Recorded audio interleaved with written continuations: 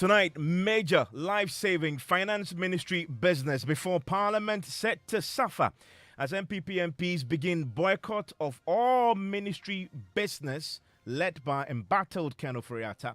We tell you how funding for several hospitals across the country and the fixing of broken Accra-Kumasi transmission lines worth more than 213 million euros is set to stall as Ken Ofori-Atta is shunned by his own in Parliament. Sack him now. We have also told the president that if he is not relieved of his position, we shall not cooperate or work with him or participate in anything that he brings to Parliament. We scrutinize the minority's case against the finance minister and tell you why the minister's current woes is affecting Ghana's ability to reach a bailout deal with the IMF.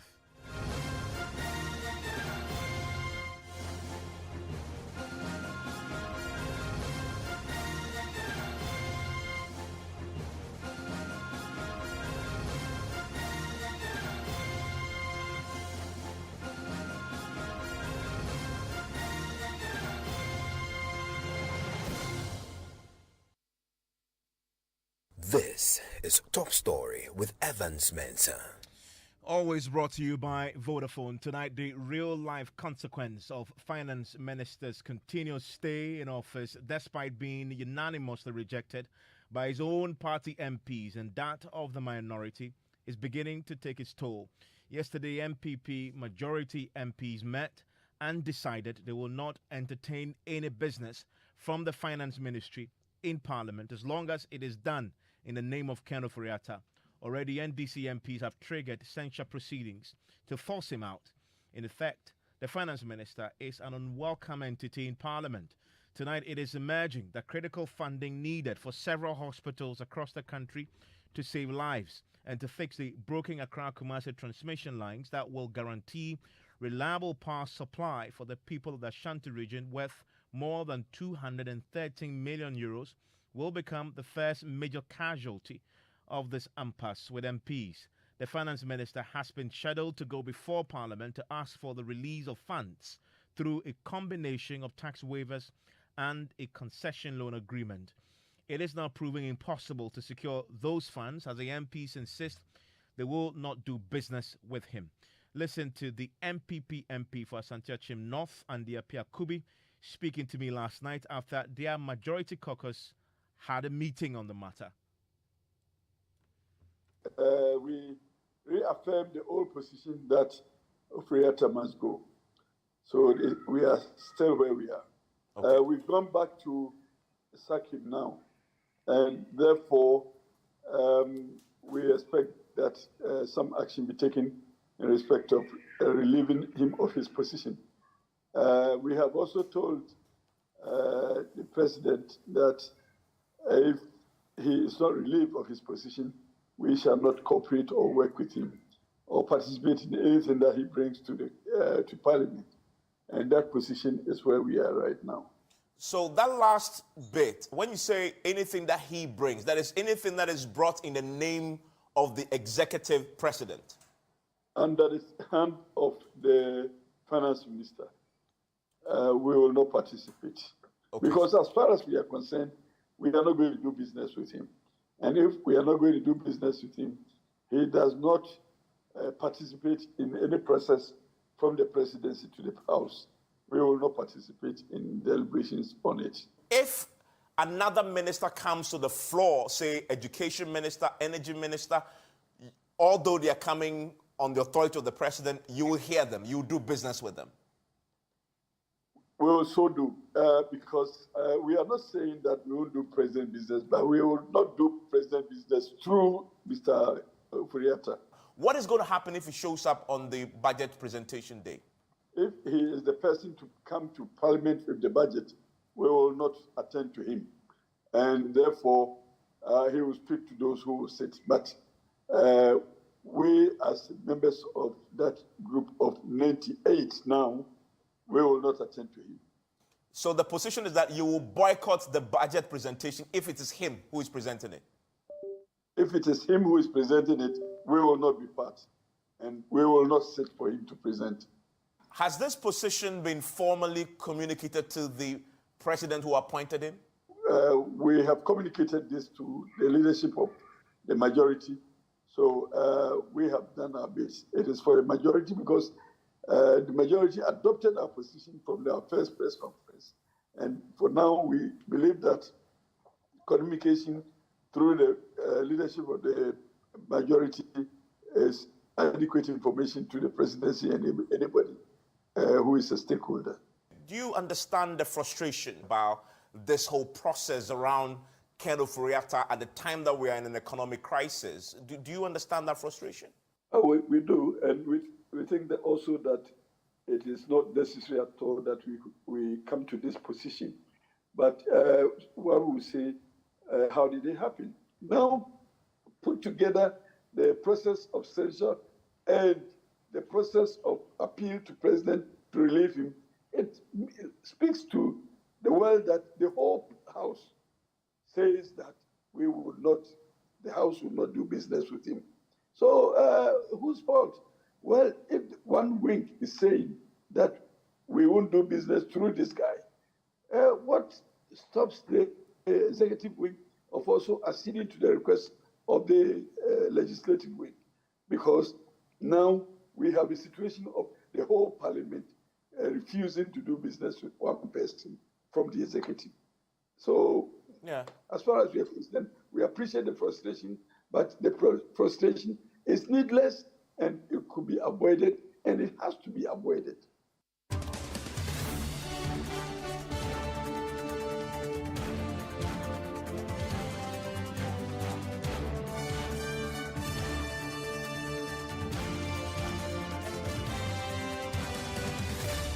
I want to take you to Parliament right now, where we're beginning to get a fair sense of the impact of the decision that has been taken largely now by both sides of the House. 98 NPP MPs and all of the NDC MPs. Now, they won't do business with the Finance Ministry. My colleague, Kweku Asante, has been looking at the list of very critical government business items that will be affected because they stand in the name of Ken Ofori-Atta. Kweku, and we're looking at the list, and some of them jump at you. You are coming to sign, Some right? of them have to do with the provision and construction of hospital facilities across the country in places where people lack those facilities, life-saving facilities. Right, Evans. Indeed, about 6 tech businesses have now been listed on the other paper. 3 of them are key ones having to do with export, import duties that are being waived for the construction of some of these health facilities. Let me run you by a number of them. This one is a request for waiver, and it lists all the waivers of 12,938,000 euros on materials and equipment required to be procured for the construction of an 80-bed district hospital at Osiem, Asin Kushie, and Kutre number 2, and also a 40-bed polyclinic at Doma Akwemu, and the upgrading of one field polyclinic. That is about 12 million euros in export and import waivers for the construction of these health facilities in the aforementioned areas. There's also another about 37 million euros for the Efian Kwanta Hospital. And we've heard about how that hospital is not in a good state and government having promised to refurbish it. Then there is another 16 million euros for the rehabilitation and expansion of the Sekendi Sakrade water supply project. So these 3 ones that I've mentioned have to do with this request of waiver of import duties for the construction of either hospitals, polyclinics, or this key water supply project in the Sekendi Sakrade. And Kweku, last year, we remember the energy minister touring the country, going to Kumasi, where we had agitation because of the unreliable nature of the power supply there. And I remember the energy minister saying it is because of the faulty transmission lines. We're now learning that the finance minister is now being scheduled now to move and ask Parliament for the release of some funds through a concession loan agreement to fix that particular problem that will guarantee supply of power for the people of the Ashanti region, Kumasi, to be very specific. That is also now in jeopardy. Indeed, Evans, government is seeking 116 million euros in concessional loan agreement between government and KFW Frankfurt for the changing of this transmission line project between Accra and Kumasi. And indeed, today, when all these were listed on the order paper and were supposed to be moved on the floor, the conversation around this was that this is such an urgent business that government wanted Parliament to consider it expeditiously so that government can source this key 116 million euros to finance this transmission line project between Accra and Kumasi. And all these items you've mentioned, they all stand in his name specifically, the finance minister, correct? Indeed, there's an additional 30 million as part of government's efforts to change the power mix to solar energy. So there's about 30 million concessional loans that government is seeking to do a solar project. All these agreements, loans, either concessional loans or waiver of import duty, stand in the name of Finance Minister Ken Ofori-Atta. Indeed, today when sitting started and Majority Chief Whip Frank Anodom-Prep was expected to give an indication of how business was to go, when it was time to talk about this, he told the Speaker that the discussion around it wasn't ready. It wasn't clear what exactly he meant by things aren't ready. And the Speaker had to move on to attend to other business before they came for these papers to be laid and referred to the Finance Committee. So the understanding is that definitely, as we've had Apia Kubi explain there, and this is a member of the NPP explained there, they won't do business with him. And we know the majority position already. That clearly indicates that if the finance, of course, first of all, it becomes difficult to see how he shows up to try and ask the members of parliament to do this when they've clearly said publicly that they wouldn't do this. Do we have any idea if and when what has been tabled and printed may come for some discussion? Because the budget is just what, next week? Next week, 24th. Any idea when these will come? What happened was that this was ultimately referred to the Finance Committee. Our indication is that the Finance Committee is expected to sit and consider these papers that the Finance Minister has laid. He wasn't able to do so himself. His deputies did so on his behalf. Our understanding is that the majority NPP MPs on the committee will boycott the discussion. Of course, that would mean that the minority will have a quorum to continue. But if you leave government business in the hands of the minority, then you may never know what exactly will happen. So the Finance Committee will be expected to consider this, either both sides or only the minority on the committee. And then a report will be expected to be presented to the House as early as next week before the budget comes, before these numbers are all factored in the appropriation. So if this does not happen, then all these key projects are in limbo, and the minority would have to take a decision on this alone. And we know they don't have the numbers to be able to take decisions in Parliament. And then a slightly related subject, still on Ken Ofori-Atta, and that whole issue around him, yesterday we know spilled over and led to a pretty public clash between the majority leader and Ken Ofori-Atta's lawyer, Gabi Asare-Darko, in which we had the majority leader on a radio station in the Ashanti region challenging Gabi Asare-Darko, daring him, questioning his locus. This is Chairman Sabonsu. Who does he think he is? That's what you say. Me, Ekufuado na mesum no. Mesum party no sum MPP aban. Aho. Say, the nipa ye na say wo no, wo aban no, ye ka government nkasa. What's your locus? What can Chairman Sabonsu na chasi? I don't know. And Kweku, understand that there has been some smoking of the peace pipe here. Indeed, Evans, this morning we had indication that the majority leader was expected to meet some high-level government officials to try and discuss this. Indeed, the Deputy Minister for Local Government, Obi Amwa, together with Jojo Obin-Rocky, the Western North Regional Minister, in the company of Gabi Asare-Darko, before Parliament started sitting, came to see the majority leader. This was closed doors. We're trying to get an indication of what exactly was discussed. What our sources tell us that the main issue on the agenda was Gabi's effort to try and reconcile with the majority leader.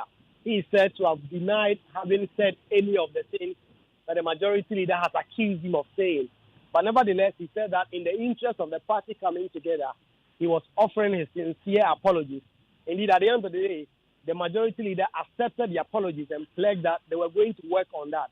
But another information we are taking is that, Andy Appiah-Kubi told you yesterday that the decision not to allow Finance Minister Ken Ofori-Atta present the budget and consider any of his business has now been referred to the majority leadership.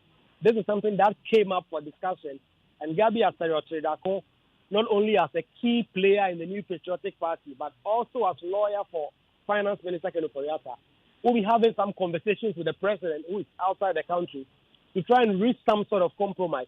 They have just about a week before the finance minister is expected to present the budget. Will the president allow him go and face what will be an obvious embarrassment, or government will go the route of 2021 when the majority leader was allowed to present the budget? And so the president would have to now nominate someone from among his ministers, if he is so minded, to present the budget. That is, if he does not want to sack Ofori-Atta in the immediate. So that conversation also came up, and Gabi is expected to have some sort of conversation with both parties, carry the message from Parliament to the presidency as some sort of a conveyor belt for an agreement to be reached as early as the end of this week. Remarkable. Thank you very much, Kweku, for that. Let's stay on this a while longer. I want to bring in Professor Godfred Bokpin, who joins us on the telephone line right now. Also joining me is he's a professor of finance, obviously, and also Professor Lord Mensah, both of them professors of finance, joining me right now on another angle to this conversation, equally even more important, because the very survival of this economy rests on that particular aspect. Thank you, gentlemen, for your time here on Top Story. Yes, good evening. Good evening to your cherished listeners.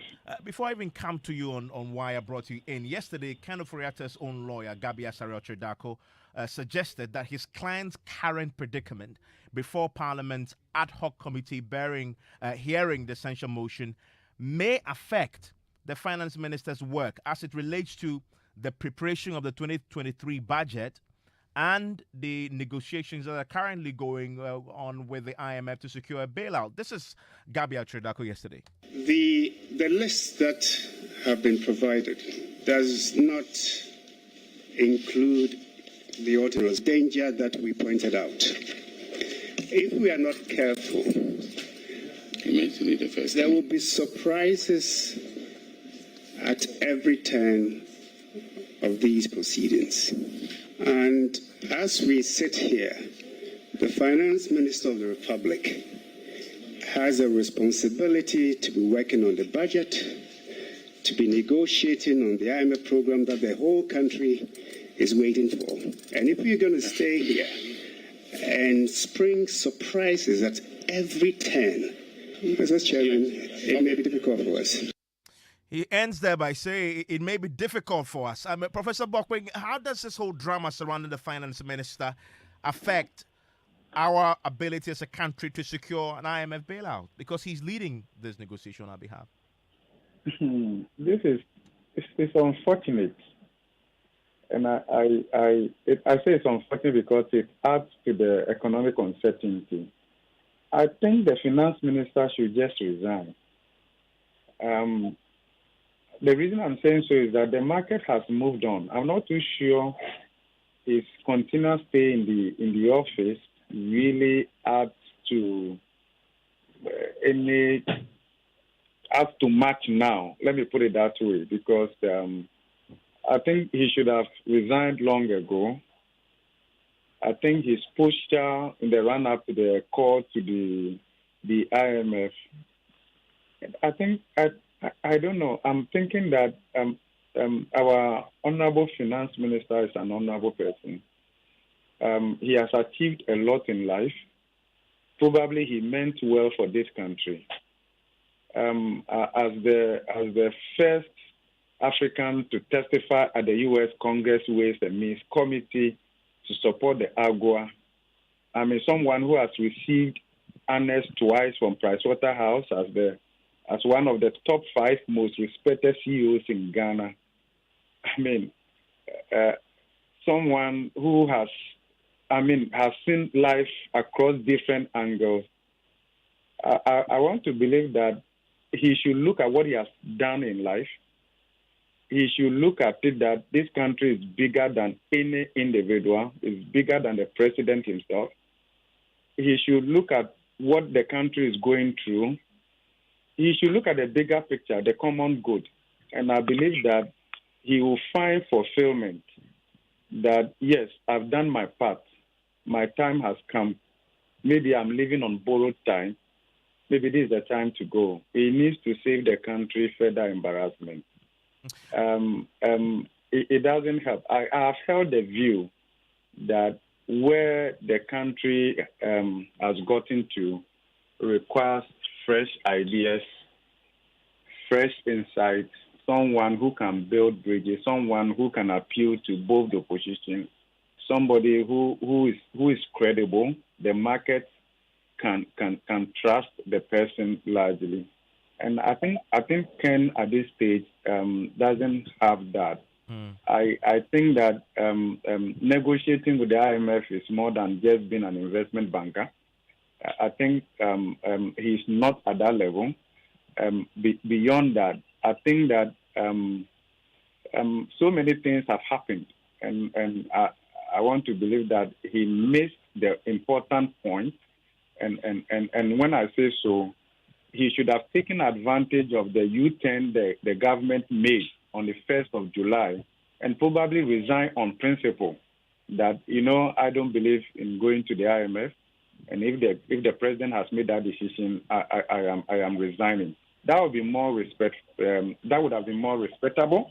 But I think I don't know how to put it, but I would just want to plead with him that his time is up. Yeah. He's on borrowed time, and he should give the country a chance to recover. Let me bring in your colleague, Professor Lord Mensah, into this. Prof, so the IMF conversation is still happening. I mean, you listened to Gabriel Tredako there yesterday. He says, listen, him being here before the committee alone, it taking him away from that job of negotiating a deal for us. I wonder, in real terms though, with all everything that's happening around him, if he sits around the table with the IMF guys, leading our talks with them, how much of a role is he himself taking though in this, and does his involvement now become a distraction and possibly one that could delay our ability to secure a deal?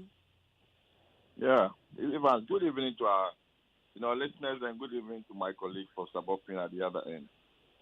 I think to the point where majority forms part of the finance minister's calls for exit. I think the market has come to understand that the economic cost of keeping the finance minister is higher than getting him off the scent, and that is the point we have gotten to. So whether he leaves the IMF or not, we have come to understand that his cost of keeping his position is more than probably the benefit that he can give the country if he keeps his position. And that is why there is a call for his head. This is a finance minister that historically, whether he is committed to the government policies or not, we have the same finance minister who told us that he is not for free education. The same finance minister at a point in time gave the signal that we have what it takes not to go to IMF. Of course, he's the one sitting by the numbers. As I sit here as a researcher and a lecturer, I may not have the same information that he has. Or even if we have the same levels of information, the strength of the information he has is more than me because he's the manager of the economy. So for me, it has gotten to a point where whether Mr. Gabriel Tredako argues that he has a lot to do out there or not, now we are telling him that his position is more costlier than the benefit he's giving the country. And that is why we call him for his head. So he should understand that there is an economic cost for him to keep his position. And more so, the longer he prolongs that, that cost, the more, it will be at the detriment of the country. And so, how I wish we would not have gotten to this, point, because it's like we are overstretching our constitution. A constitution that gives the finance minister an opportunity to be heard in case, there's a vote of, censure on him. Those, details were more or less kind of last minute. And I believe that we have overstretched it. And the more we prolong this, the uncertainty on this country. Look, we were supposed to read budget on the 15th, which was yesterday. Now we've moved it to, 24th, which is about 10 days delay. Even that is I can tell you that tonight. in economics, or even 9 days or 10 days, it's absolutely almost the same. I can tell you that in economics, you can't take even a day of an economic uncertainty into consideration. So for me, I think the finance minister should bow. Professor Bokpeng, if you can do this very briefly for me. In these negotiations with the IMF, though, is it the finance minister who takes the lead? I mean, what I mean is, isn't it the case that other technical individuals and people, consultants we've hired are the ones who are actually doing the real work, and that he is just simply, showing his face and leaving, and that he can, do other things, such as is happening before the committee, and the process will still go on and unaffected? Well, for any other person, we could make some allowance for that. But for Ken in particular, and his posture, and his performance, and his handling of the economy, I think that all of that matter. The IMF deals with authorities, basically the Ministry of Finance, and then Bank of Ghana. I think in terms of leading the negotiation, Ken is key and fundamental. You have all the technical guys doing all the number crunching and all of that. I think the face of it is also very important. And I think his posture hasn't been helpful. And any delay with the negotiation, any silence would easily be interpreted to mean Ken is not committed. Okay? And that itself would have negative sentiment around the whole program, and this will have a devastating effect on the economy. I think you should give Ghana a chance. He should give the economy a chance. He's done his best. It's probably he meant well for the economy for Ghanaians. But I think at this stage, he should give us a chance. I'm grateful, Professor Bokpeng, grateful, Professor Lord Mensah. Yesterday, we had for the first time the case of the minority against Ken Ofori-Atta. A lot of it hinged on economic details, policies, targets, and regulations that allegedly had been breached. We've been looking at these, and my colleague, data analyst with the research desk, Kofi J, joins me in the studio, because we didn't really need to look at the case against the finance minister. We'll be doing some checking of this. Walk us through some of the claims made by the minority yesterday on the committee. So they made a lot of claims, but we'll go through some. In 2018, according to the minority, governments reported fiscal deficits of 3.9 and excluded expenditure line items worth 9.8 billion Ghana cedis for financial sector payments. According to the minority again, the actual fiscal deficit for 2018 would have exceeded a 5% threshold if you add the 9.8 billion financial sector payment. In 2019, the finance minister, according to the minority, said fiscal deficit was 4.8% of GDP. This excluded 3.1 billion financial sector payments and 5.1 billion energy sector payments. The actual fiscal deficit was supposed to be 7.1% of GDP. And they also said that although the Fiscal Responsibility Act was suspended in 2020, financial sector deficit for that year was reported at 11.7 instead of 17.2, Evans. Okay, I wonder whether we managed to verify any of these. So if you look at the IMF document that the minority actually reference, it says that the overall fiscal deficit is expected to reach 7% of GDP in 2019, reflecting cost and unexpected energy amounting to 2.3% of GDP. The overall fiscal deficit will fall to 6.4% in 2020, thanks to lower financial sector cost. So that's according to the IMF. So it checks out? Absolutely. It checks out what the allegation has been. And then there's also breaches of the law, Fiscal Responsibility Act rules that they alleged. So if you look at Section 4 of the law, it says that, Parliament, in accordance with Article 82 of the Constitution, pass a vote of censure on the minister, where the finance minister or any minister breaches Section 2 by more than 1 percentage point. So it means that this 5% threshold that we're talking about, if it exceeds by more than 1 percentage point, it means the law has been breached. So according to the IMF in the Article 4 document, about 2.8 percentage points of GDP in financial energy sector cost in part of the ESLA bonds issued were recorded below the line in 2019. But because the government considers this, financial sector cost as one-off and energy cost as debt amortization, so the IMF says that best international practice would have included the transactions above the line as they reflect either direct, government obligations or government transfers to state-owned enterprises. So if you include that will breach the regulation. Exactly. Okay. That will mean it will be more than 7%. Okay. Kofi, thank you very much. And we'll be doing more of this and looking at some of the facts as have been placed against the finance minister, telling you what we can verify and what we cannot. Newsnight starts in a minute. But first,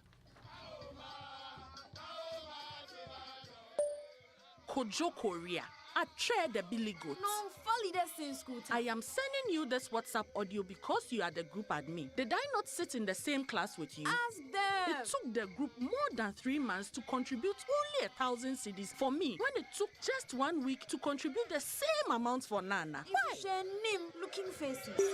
A situation like this can be avoided. Sign on to Alumni by Enterprise Life, designed for members of all students' associations. Hi, I'm DJ Drogba. On average, 250,000 people die on the road in Africa each year. This breaks my heart, knowing that so many deaths could have been avoided. Follow these safe steps and help save lives. Drivers and pedestrians share the same responsibility of keeping themselves and others safe. Your eyes and ears are your best safety tools. Avoid using electronic devices that distract your attention. Stay on sidewalks. If there is no footpath, walk on the edge of the road facing oncoming traffic. At a road crossing, stop, look both ways, listen, and then cross. And please, never play in or near roads. We all have a role to play in road safety. Together, let's make Africa's road safer. This announcement is brought to you by the Prudent Foundation in partnership with the FIA Action for Road Safety, Prudential Life Insurance Ghana, and the Didier Drogba Foundation.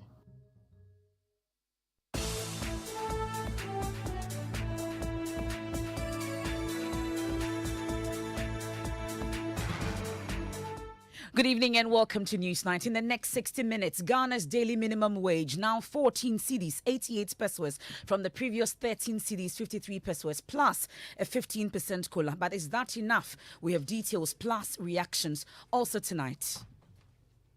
Saturday, say 10 cedi. And then, move a card with 10 cedi. And I'm a toy. A crowd, no, they want to me. I ain't a bit people now come now in I feel. It's man blubby.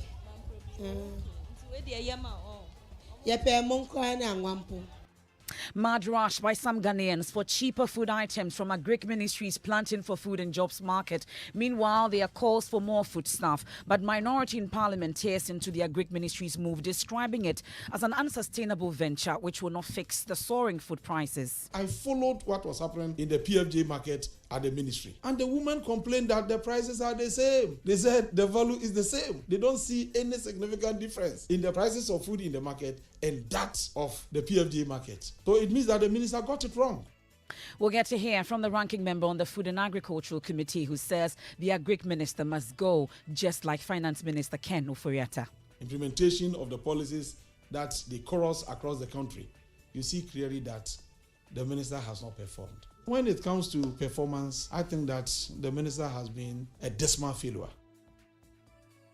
Also tonight, more people would die if government continues to refuse to release funds to the National Health Insurance Scheme. That's the minority's claim, as it warns healthcare centres are forcing patients to bear the full cost of treatment. This is We have details as they allege a deliberate attempt to collapse the National Health Insurance Scheme as they lament the lack of release of these funds. Unfortunately, there rather seems to be an unwavering effort to collapse the National Health Insurance Scheme by depriving it of funds. As we speak, the highest release of National Health Insurance levies collected was in 2016. And in business, more oil marketing firms reduce fuel prices, with diesel going down by more than 11% as bulk importers signal further reduction in prices in the coming weeks. Well, in sports, GFA President Kete Kweku has charged the Black Stars to perform beyond the 2010 bets of the quarterfinals.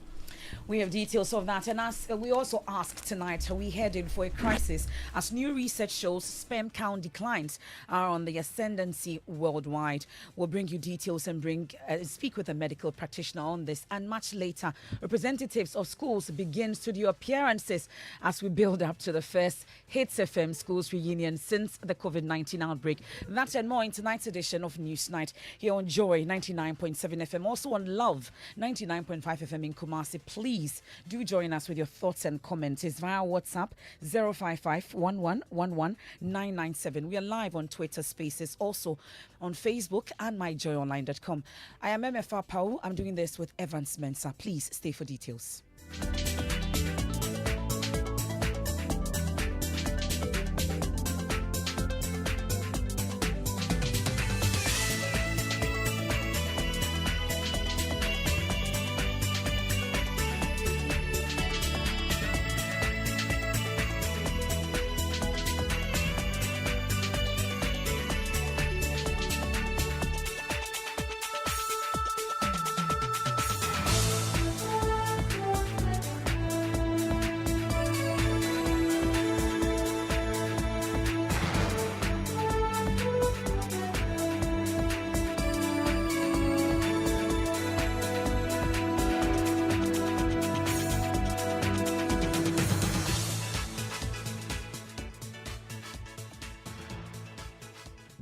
And let's start tonight with some news. In the midst of the economic crisis, minimum wage is up. It will now be 14 cedis, 88 pesos from the previous 13 cedis, 53 pesos. And this is just coming in, MFR Power. It will mean a lot for those who earn just above the minimum wage or more. But what it means fundamentally, we'll get into that shortly.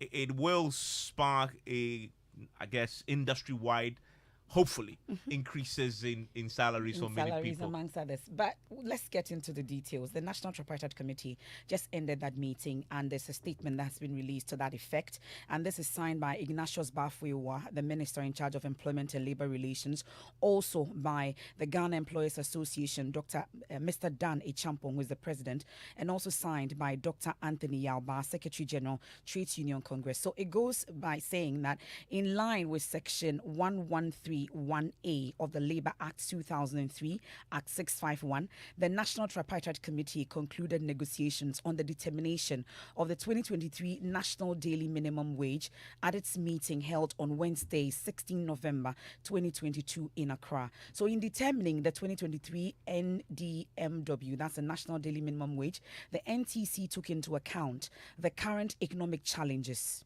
Listen, the cost of living allowance, the cost of living situation, sustainability of businesses, and desirability of attaining higher level of employment, as well as the need for rapid restoration of macroeconomic stability. So the committee after that meeting concluded as follows. 1, an increase in the national daily minimum wage by 10% over the 2022 national daily minimum wage, which translates into a new national daily minimum wage of 14 cedis, 88 pesos.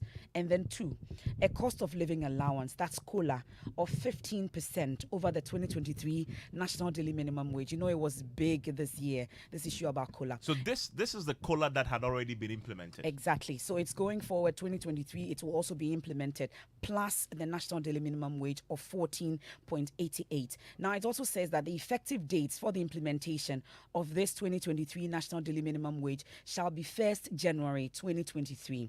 And all establishments, institutions or organizations whose daily minimum wages are below the new rates should adjust accordingly effective 1st January 2023.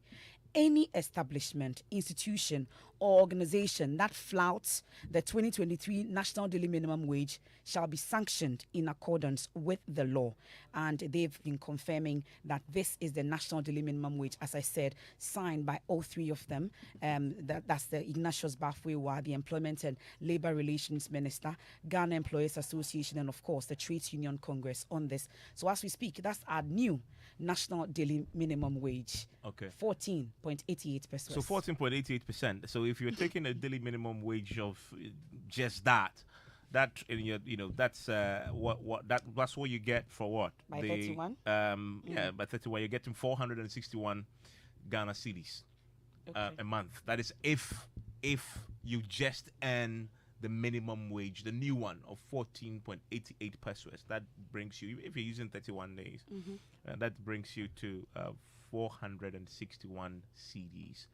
But there are people who actually earn that, Pathetic. There are people who actually earn 461 cedis in today's Ghana. I mean, you've heard the stories about the those who clean the streets, for example. Even in the cost of in our living standard series, Mamisi has been interacting with a couple of them. You heard the laborers, amongst others, what they go through. But we are told that they've taken into account all this, the economic challenges as we face it now, the cost of living situation, and then also sustainability of businesses. Yeah. And it all still comes down to 14 cedis. 88 pesos. So it's gone up now, minimum wage. That's the minimum wage, the wage below which nobody should be paid. Normally, if it goes up, it's a signal to employers to say, yeah, majority of employers will be above it. But once it goes up, it's a signal to say increase wages across the board. Are you expecting a raise? Of course. Who's not expecting it? Let's bring in, let's get some reaction to this now. The labor unions obviously will be queuing to react to this and get this across to their members. Thomas Musa is with the biggest teachers union, is the NAT, joins us on the telephone line right now. Mr. Musa, thank you for your time here on Newsnight. Thank you. Oh, goodness me. We may have a challenge with your line, but let's see if we could hear you. But I wonder, what's your reaction to this new minimum wage? So thank you very much to yourself and to your listeners. I hope you can hear me now. Loud and clear, sir. Thank you very much. Good. So if we are talking about the minimum wage, it is a wage below which nobody is expected to pay. It means that if you employ somebody in any organization, you are not supposed to pay any amount less than this legislated amount or figure. Now, it is also aimed at protecting vulnerable workers, because normally if you take into consideration the power of the employer and the power of the worker, there is some kind of unbalance there, or it is not balanced. So once the law is there, the law is aimed at protecting the vulnerable in the public space or in a specific organization. Now, specifically to the issues that you are yes. Many things were taken to consider. Yes, if you look at the carefully, it is not something that somebody can be. That's one indicator. By the end of the day, assign a test which will touch the base and at this percent of cola over the 20 years national minimum wage will have to be paid. So that is the determination. In the last few seconds of your call, though, we had a challenge with you, but I hear you making the point that you have to look at this new minimum wage in conjunction with the COLA, 15%. So you're taking this, and then you would also get your COLA in addition. Exactly. So I signed the minimum wage that will be paid.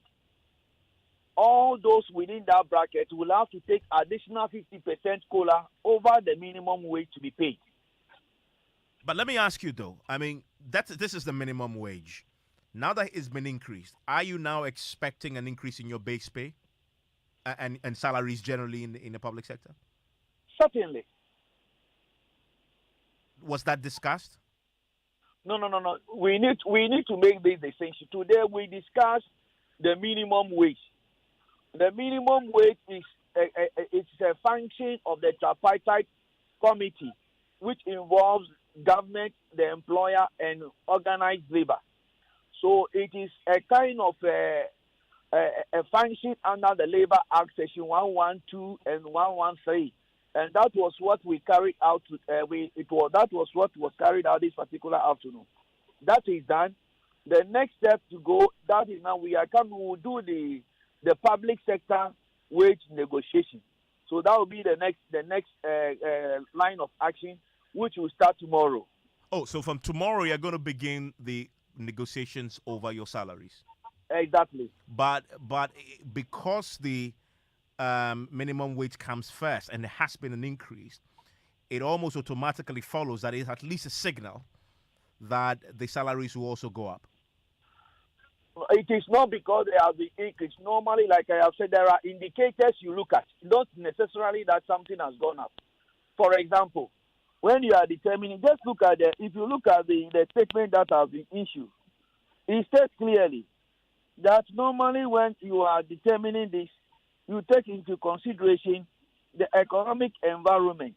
You look at the issue like sustainable. You look at the issue of businesses. You look at the issue of the TNT. You look at the issue of rent, among other things. So you take into consideration all those things, and then you make a determination.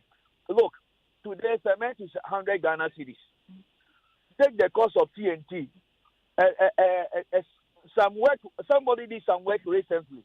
That TNT alone is over 500 Ghana cedis. Look at the cost of fuel, among other things.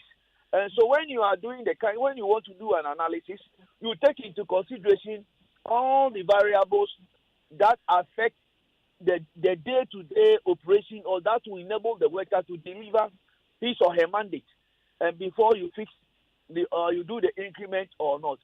So given the current economic conditions we found ourselves in, there is no two ways about what we are all in now. And so certainly there should be an increase. So, Mr. Musa, I understand that you were in this meeting, you negotiated on behalf of your members. Let's break this down. So this increase is, in real terms, is 1 Ghana cedi MFA, 1 Ghana cedi? 35 pesos, and we know that the liter of petrol now is 16 cedis, diesel 20 cedis, and looking at it in dollar terms, sitting through that meeting, how then did we agree to this? Were you satisfied with the amount?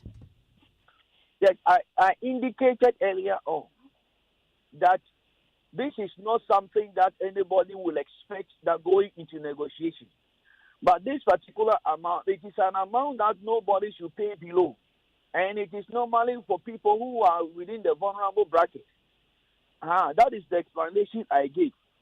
Yeah, but so this is the minimum. However, you're right, though. You're right. However, employers look at the quantum of increase when negotiations come around for salary increase. Remember, this will not only affect public sector, private sector as well. Exactly. They'll look at the quantum of increase and then use that at the negotiation table when employers come and say, if the increase is 10% minimum wage, one cedi 30 pesos, you can bet that it's going to affect how much my salary goes up by when I sit with my employer to negotiate.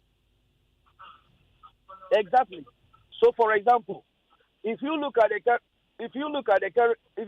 current determination of 10% and 50% COLA, if somebody is taking, let's say, about 2,000 or 3,000 Ghana cedis, and granted that we go by the same level of increase or more, it means that not only are you paying a percentage base, 10% of the person's salary, but you are supposed to give an additional 15% to that as COLA, and that is going to run throughout the year. Exactly. So if you look at what has been done, yes, if you look at the figures here, nobody will run away that is sufficient. But given all the variables that we look at, this is what we've got into. But tomorrow, all things being equal, we will start with the base pay negotiations. What's your expectation going to the base pay negotiations? I remember when issues around COLA came, all of you unions came together and said you were expecting us at the time 20% COLA. You negotiated and arrived at 15%. How much are you expecting when going to the base pay negotiations? Well, at this particular stage, it will be difficult to indicate or quote any figure. But believe you me, the realities on the ground and the things happening at the fuel pump and on the market will be our watch indicators. So what, 30%?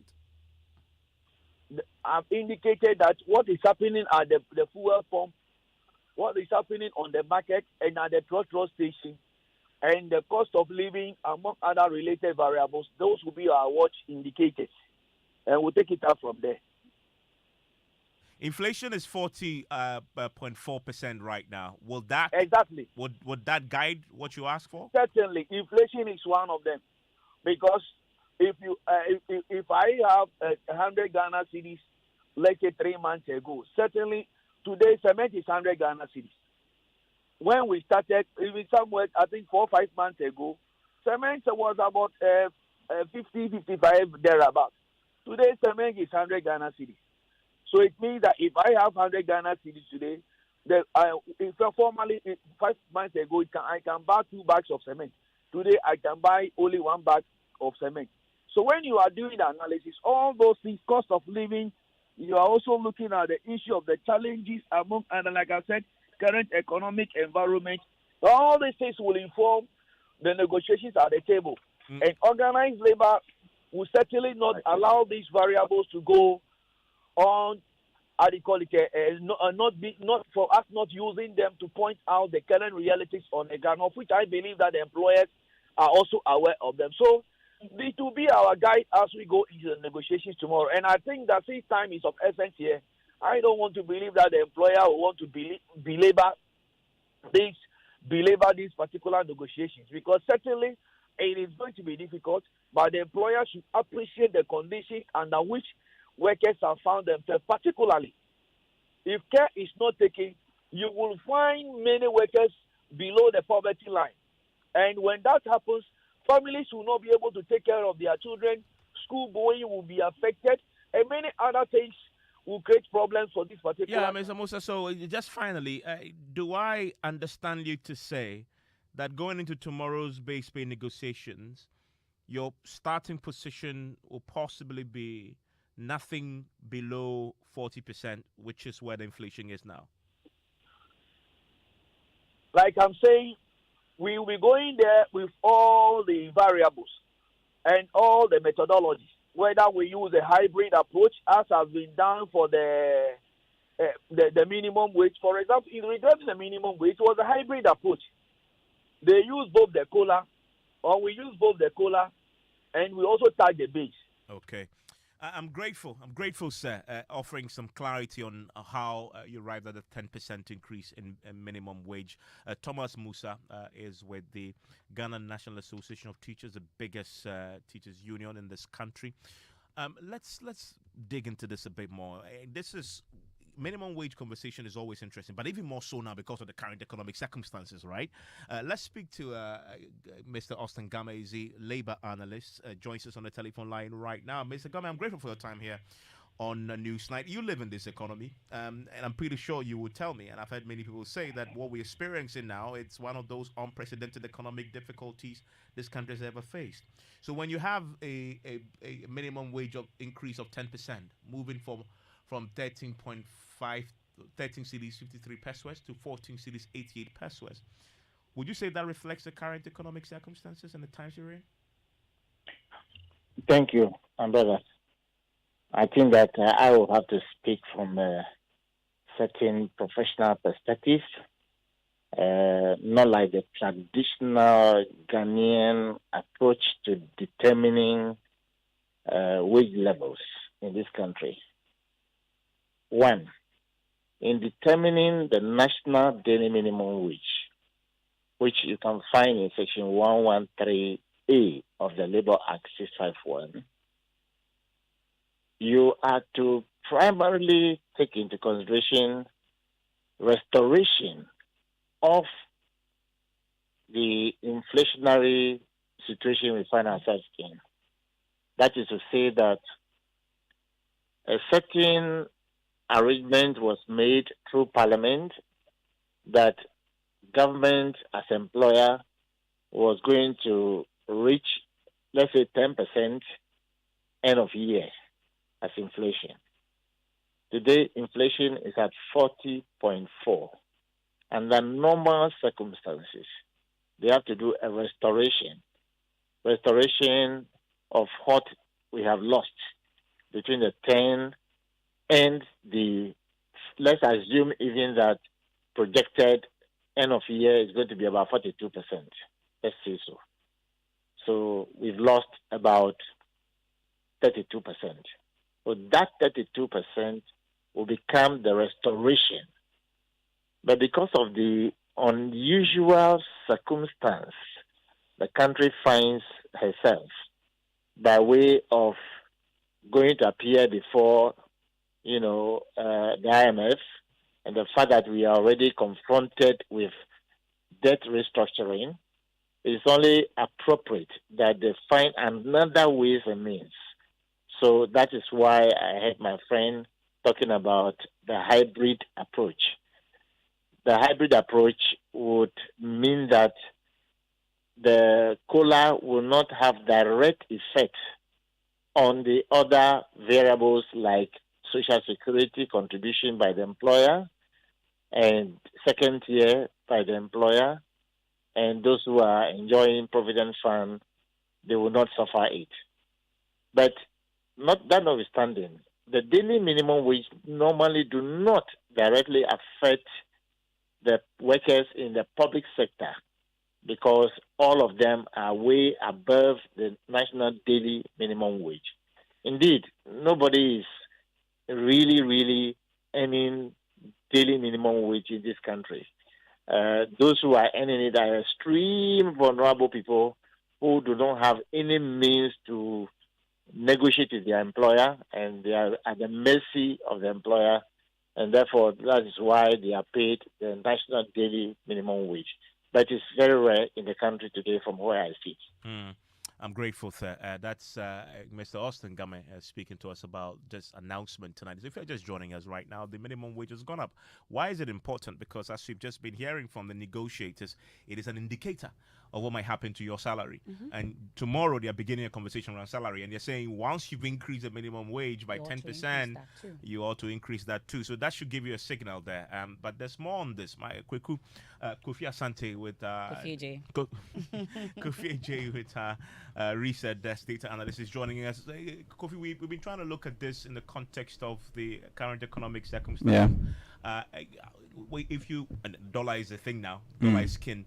If you do the translation and the conversion, what are we talking about? In fact, Evans, I listened to you when you converted the minimum wage into a monthly pay, and it was around 461 cedi. It looks good. But if you bring it into dollar terms, it's somewhere $30 if you use, the $1 to cedi like 15. But if you use the Bank of Ghana rate of 13 cedis, then it means that the minimum wage is a little above $1. So $1 and let's say 13 cents. But if you look at the poverty line, it's around $2.15. It means our current minimum wage is below the poverty line of $2.15. Okay, so which means a lot of people who may be taking that, so slightly above that will still be there. That's it on this. Let's hear from you later on. We'll take a few of your thoughts on the minimum wage and what that will mean for you. But in the meanwhile, pressure is piling on the Agric Ministry to sell other food items beyond plantain, yam and rice to the public after it began to retail farm produce from the ministry's premises earlier this week. Some Ghanaians welcome the move to sell food items directly to citizens following concerns about soaring food prices in major markets.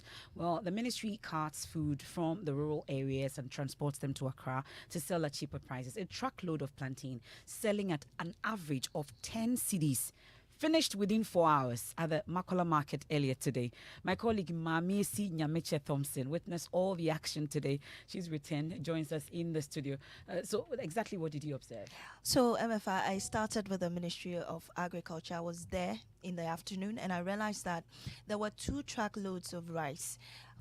When I spoke to those who brought the truckloads, they said they brought it from the northern region to the ministry. So this is not directly the Ministry of Agric directly selling, but these are companies who deal in rice who have been given the opportunity to bring the rice to the ministry's premises and sell to people. So I saw people coming in from the ministries, other companies. People had to take their breaks to come there and buy rice. And so there were queues. There were also so many Kaya girls there who had come because the people who are buying from the major markets have now diverted their routes to the Ministry of Agriculture to get the rice from there because it's cheaper over there. At most, you get it for about around 350 per bag. And also today, the plantain, a truckload of plantain was packed in front of the fire services at Makola. And people, like you read, within 4 hours, the whole truck, I mean, there was nothing left. I spoke to a few of the market women who've been telling me that they want more items to be sold for them at cheaper prices. People are there plenty, but some get, some no get. Okay, so what items did you sell at Makola today? Only plantain. We reached that place around 7. But plenty people come and buy some. The items, they're only one Kia, big car. Yeah, only one. Among 4 babies, and I'm wanting Yaman and some ton and 10 days in Yaman. The chest says, I'm Yama boy, I do cut up brother, Baku 10 cities and almost see a win 10 cities. A dumb bar, be beyond betoning now. So, I'm for Guaman for so because 10 cities have full for my. I 5 come 5 cities. Okay, I want to emphasize. It's man blubby. Where the Yama? Yep, monk and one po. So dear near. Now what the outer on is saying? Tensity. Pacho tensity. Tensity. Hey, Saturday me talk about there waha. Me dey go for Freddy. Be say tensity. Saturday say tensity. And then move yi card with tensity. And I'm a toy. A crowd no dey want to me share. I nyina ya ma. Ebi people me now come now nyina ya fi. Gidi. Akwa am fast so the ton ya na am say akakra. Senka ye lie. Ana Ghana so the only said food dey bad there obi a person onye bi. Iti gidi ha dey ye pie bi mema ne ma nyina untumi hwe. Anti wani anya dia unye bi. I'm Godfred. I got here, I took my break time to come here and see if it was true that they were really selling here. So when I got here, I saw that they are selling the rice, which is a local rice.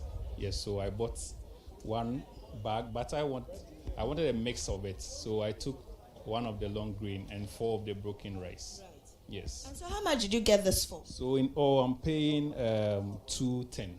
How much would you have gotten this on the open market? It will be around 300, 350. Right. Yes. So you've made savings of over 100 cedis. Yes. I think this place is small. If they can get a much bigger place so that people, because when you come here, parking is even an issue. It's a good initiative, and it will help people a bit to be able to save some money. Where I can see a queue. You know, these people, half of them are Kayayes. These come to help with those who are actually buying so that they can help them carry it. Okay, Namumu fi namuba. Every Tama station. Would you be a chinebaya na mwana mobile say mobile be ewa? Ya na eba be suaka. Unse se say adwuma na enyente. Omode aba ha no mo adum eba no menye no masuya. Tama station we fi market na wo ho na den ohonom no nkrofo ani ho mo ton ne ma mbetimi aso. Da be se say akwakwa say omode ba hanom nta ma ho no mo bi amba obi. Interesting. But you witnessed the long queues amongst others, also interacted with those who actually brought the rice there to sell. But let's look at the comparison in terms of the prices. Exactly. This is local rice they were selling, right? Exactly, How yes. much exactly is it on the market and how much were they selling it to them? So at the ministry's premises, the 25 kilo bag, which makes up about 5 of the 5 kilo bags, is going for 360 cedis at most. That's how much you're going to pay for it. But on the open market, it's between 600 and 800 cedis, or even higher, depending on the brand of rice you're buying. Okay. But the local rice is coming from the northern region to Accra. And also, if you're buying just the 5 kg for broken rice, you're paying 36 cedis. If you're buying long grain, you're paying 66 cedis. But in the market, you're paying 80 cedis or above, depending on the brand. And this is local Ghana-made rice. Ghana-made rice. And business was booming for them. Exactly. We spoke to Echo Graham, who is the chairman for Ghana Rice, and he tells me that he sold about 3,000 within a space of 5 days. So we've been doing this for the past 5 days, and it's going really well.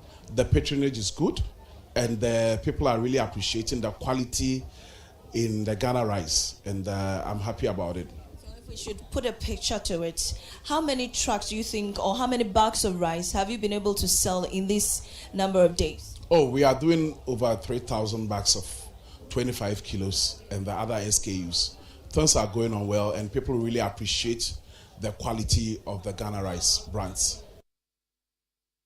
Well, the minority in Parliament is tearing into this initiative by the Agric Ministry. Minority spokesperson for Food and Agriculture, Eric Opoku, claimed that government has misdiagnosed the cause of the rise in food prices, warning this intervention will not achieve that desired result.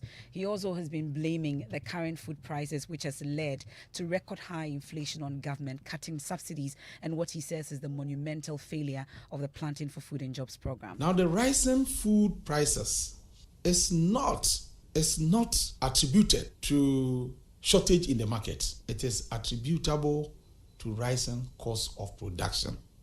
But I followed what was happening in the PFJ market at the ministry, and the women complained that the prices are the same. They said the value is the same. They don't see any significant difference in the prices of food in the market and that of the PFJ market. So it means that the minister got it wrong. If the price had come down, they would have admitted, yes, the price has come down because of the market. Now they are saying that the value is the same. And I heard one woman even saying that what she bought from the market was even cheaper than what is buying at the PFJ market. So that is the difference. Well, that said, the minority spokesperson on Agric, but from what my colleague Mamiesi Nyamiche Thompson witnessed today at the market, it doesn't appear that the prices were the same. At least for the rice market today, we're told that significantly cheaper than what is on the market. But concerns have been raised about misdiagnosing the issue in terms of what is actually driving the food prices and whether this can be sustained. Let's bring in the press secretary to the Agric Minister, Issa Al-Hassan Ridwan. We're grateful for your time. So how long are we hoping to do this? Mr. Let me say good evening to your listeners and viewers. For the question about whether there will be sustainability or not, it's not very important right now because as President and every Ghanaian has been saying, we are not in normal times. And so as long as the foods are available and we have ample evidence to show that if you go to the production areas in the local communities, food are available and are very affordable, the ministry will continue to find a way to partner the private sector to bring them to the bigger cities so that Ghanaians can enjoy it.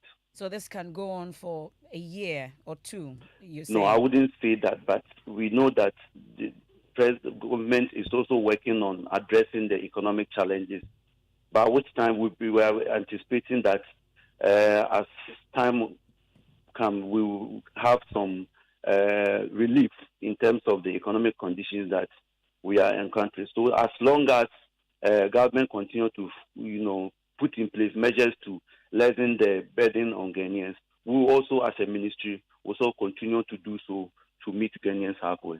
Okay, so you've been doing this for close to a week now. Has it driven food prices down, you'd say?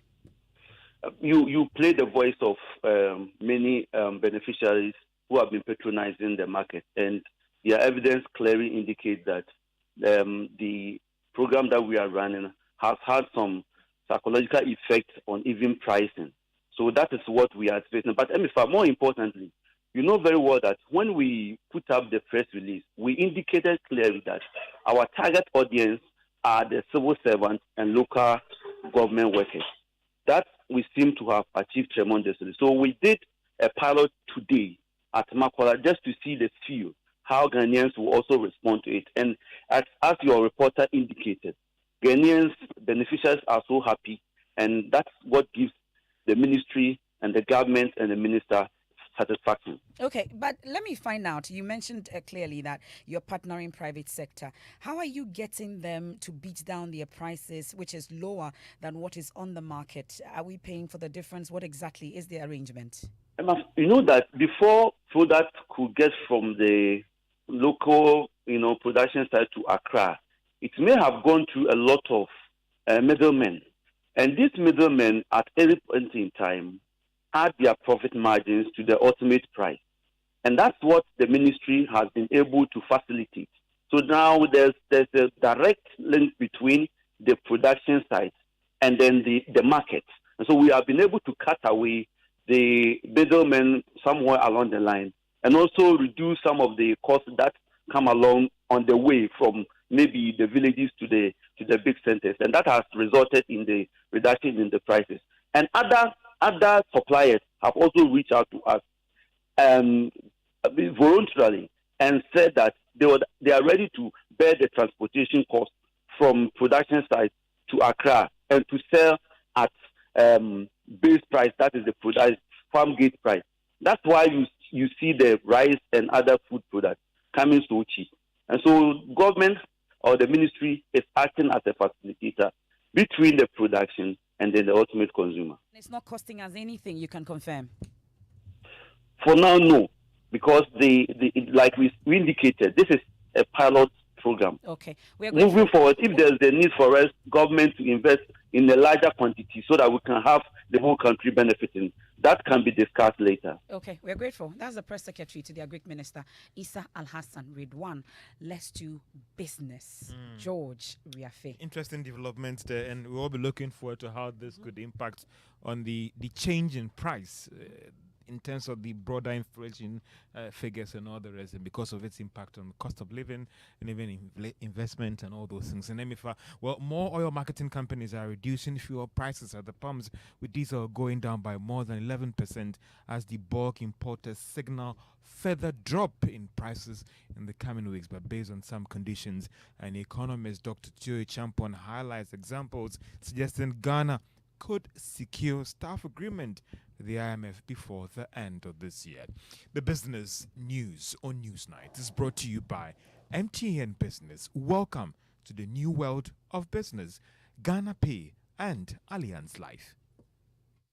Visited Kweku at his spunky new office to congratulate him on opening his business. And man, was I impressed. The business is just moving quick. The sales, customers, everything is just working seamlessly. The secret? He said, it's MTN Business Broadband. In this fast-paced environment, we need fast and reliable internet to support all business types. No laggy online meetings, great download and upload speeds, impeccable business management systems, all inclusive. I mean, you can have it all. Sharp! I signed on immediately. To enable your business stay ahead and stay connected, make sure you're signed on to the best internet made just for businesses. MTN Business Broadband. Sign up today on broadband.mtn.com.gh and manage your account on my MTN app. Call 0244 308 111 for more information. MTN.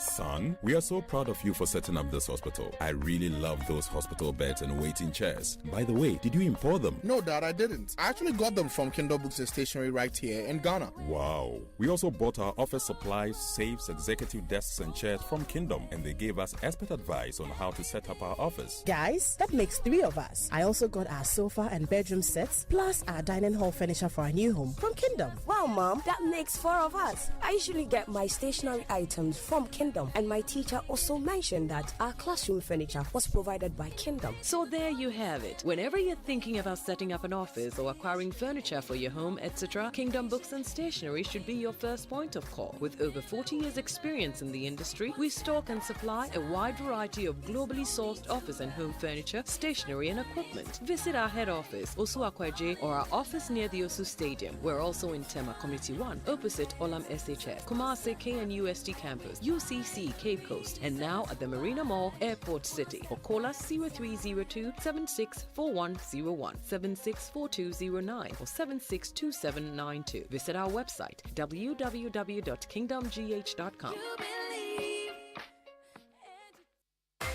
Allianz Insurance since 1890.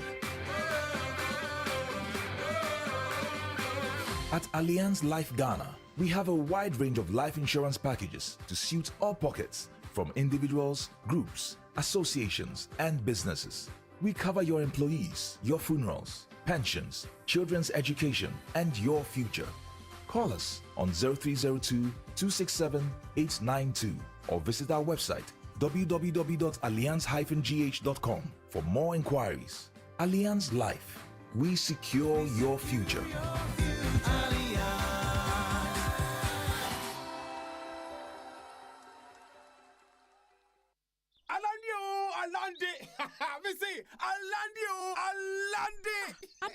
Alande. Ghana Pay Alande. Hey, finally, Ghana Pay Alande. Do more your way on Ghana Pay. Send and receive money at zero transaction fees. Pay bills, buy airtime and data. Transfer money in and out of your bank account and so much more with Ghana Pay. Dial *707# to register for Ghana Pay or download the Ghana Pay app from the Play Store or App Store. Alande. Ghana Pay Alande. Ghana Pay. Your money, your way. This service is powered by Gibbs. When everything works in your car, it all sounds so smooth.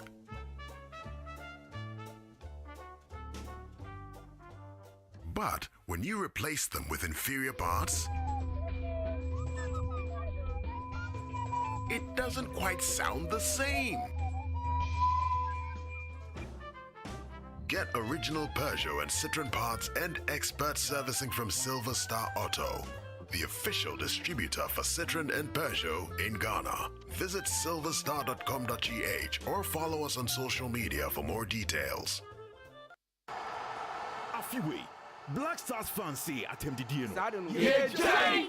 Team selection. Yeah, Jai! Na coaching a Juman swear. Yeah, Jai! Hey, now Black Stars beat maybe be. Sakasan so. Yeah, Jai! No negative talk. Positive talking kwa. Mama come Qatar 2022 way. Nayanta Black Stars echi. DSTV the 64 matches ni na be bro with DSTV compact so. For 169 Ghana cedis beji with decoder and the year. Ghana, it's our moment. Ah, na Jordan, you could be there. Hey, Masa. Yejai.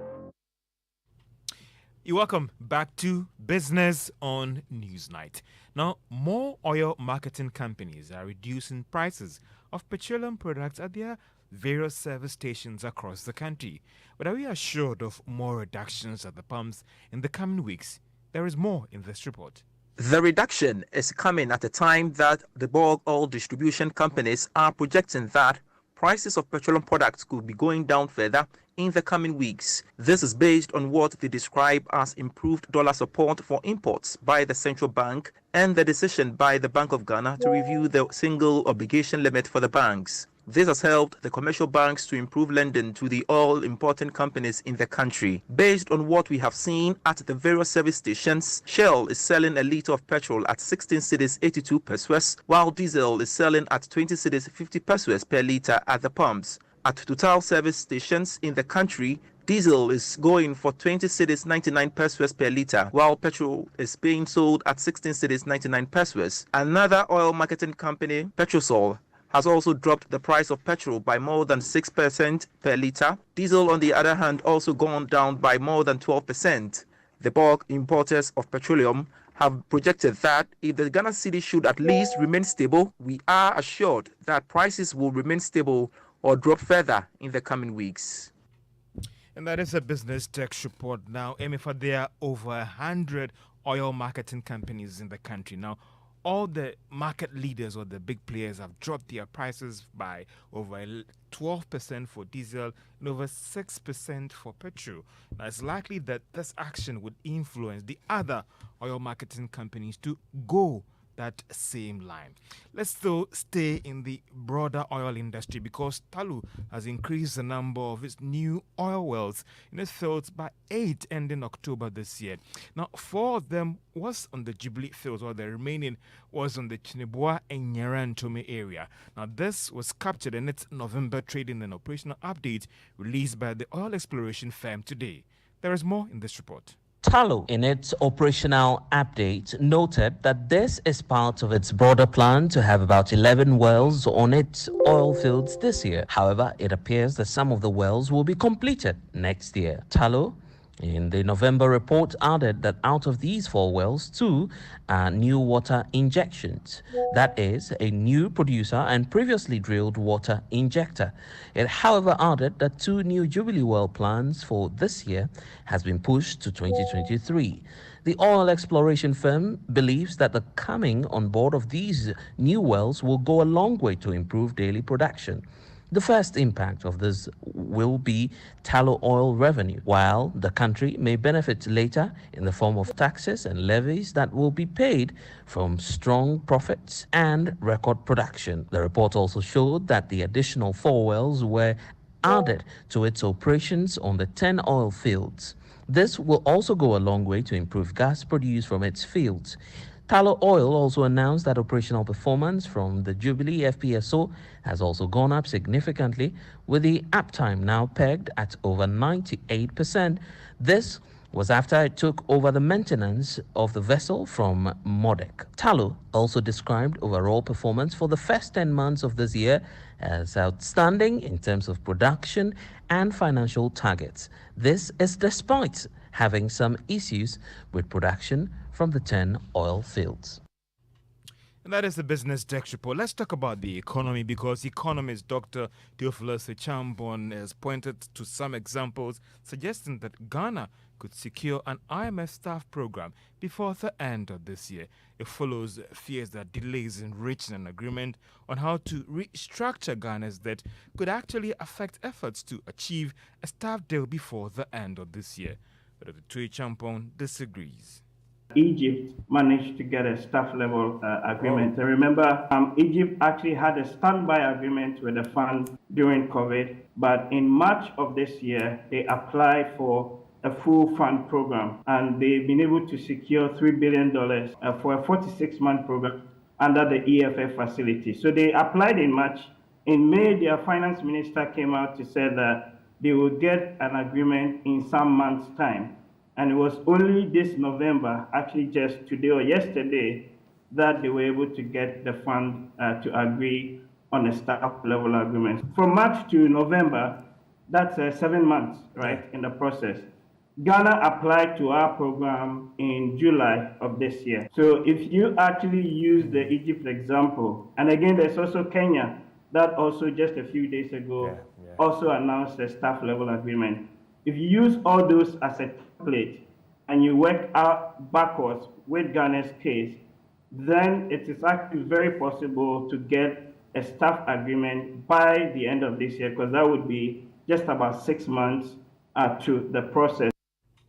Dr. Theophilus Echampong is an economist. Now, Commercial and SME Director of Fidelity Bank, Alex Eje Aponza, has disclosed that the bank is strategically focusing on agriculture and exports to generate enough foreign exchange to meet the needs of the country. He said this at the program where the local bank measures have been put in place to support food industry to generate the needed export value for the country. Mr. Aponza was speaking at the Mango Value Chain workshop in Sunyani. Still spend the little that we earn in terms of FX to import all manner of things. And we believe that it's important that we spend our resources in generating value for ourselves and making sure that we are able to, 1, feed ourselves, and 2, be able to create value to bring in the needed FX that we need. If you look at what we are going through today as a country, we believe that it's because we are not generating enough export proceed to feed the need that we have. And that's the reason why we have this. So as a bank, we're taking a strategic decision that agric and export is one of the key areas that we are going to focus on. We are focusing on. Commercial and SME Director at Fidelity Bank, Alex Ajay Amponsa. And that's all for business on Newsnight. And back to you, Evans and MFA, where on the stock market, MTN price was up by a peso to close at 88 pesos. Some good news there for investors of MTN. Thank you, George. Let's do sports now. I'm counting down to the World Cup. Wow. Football Association, Kete Kreku, has admonished Black Stars to be committed to the national team to ensure the country perform better than 2010's quarter-final bet. Addressing the players after arriving in Abu Dhabi, where the players are camping for the Mundial, he emphasized that we are not here to joke. We are not here to joke. The last time Ghana was at the Mundial, we played against Portugal. At the end of the game, Ghana scored 2. Portugal scored 1, but Portugal won the game. There were 3 goals in the game. Ghana scored 2, Portugal scored 1, but Portugal won the game. I cited this example for us to think deeply about the small details that makes a team strong, that makes a team a winning side. And that includes paying attention to details, staying together, and doing exactly what your technical team will ask you to do. If you behave the way we behaved in the friendly against Brazil in the opening minutes, we cannot be winners. All of you know how we conceded the goals. It's important that as we start this final journey, pay attention to every detail, every information that is offered to us by the technical team. So that's Kete Kreku, President. God bless our home. And well, that's MGL's cheer song for the Black Stars. First game of the World Cup due to come off on November 24th. But remember, this cheer song promotion is brought to you by Airtel Tigo. Life is simple. Global, order anything, we deliver in minutes. And 10 bets for the better events. Thank you very much, Ms. Bow there. And we are counting down to that game, and you want to stay tuned. This is your official World Cup station, Joy 99.7 FM. Now, the spillage of excess water from the Wejagbawi Dam forced 7,000 people out of their homes a month ago. It also killed 55-year-old man with schools forced to shut down for a week. But for the timely intervention of rescuers, 92-year-old Grace Obiya would have also died in the floods. She has been narrating to Joy News how pictures she had kept for decades with the hope of showing them to her grandchildren were all destroyed. Maxwell Abagba has the rest of the story. The Wejagbawi municipality is beautiful with stunning views, especially from its numerous hills. But all of that changed when the spillage of excess water from the Weja Dam started forcing residents out of their homes. I'm now the residence of 92-year-old Grace Obiya. She's been telling me about how she lost all her pictures, some dating back to about 60 years when she was young and very active. She told me, quote, I was in the room. I am bedridden, so I couldn't get up. I heard loud screams from outside. She said, the water forcefully opened my gate. I was here and I could see my house getting flooded.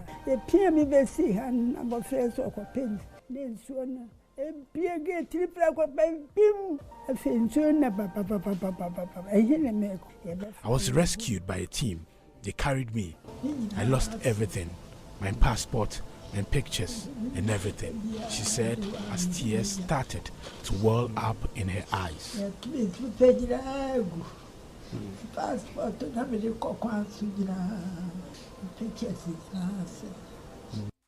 Well, Municipal Chief Executive for the Wejagbawi Municipality, Patrick K.B. Kumo, says as part of measures to stop the flooding, the Weja Dam and its canal will soon be dredged with structures in waterway demolished.